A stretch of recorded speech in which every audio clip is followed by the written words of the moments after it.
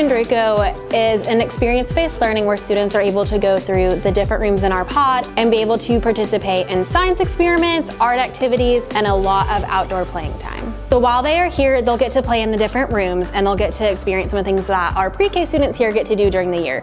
So when they go into the different rooms, they get to do things like in Polar, where they get to melt ice and help animals escape from the ice. They get to experience the touch tank and ocean. They get to dress up in Savannah, and they get to see the different things that we do in the tropic room. Summer camp here, so there's 2 weeks, and every week is only 4 days. So in the morning, they'll get here, we'll have breakfast, and then each class follows a different schedule.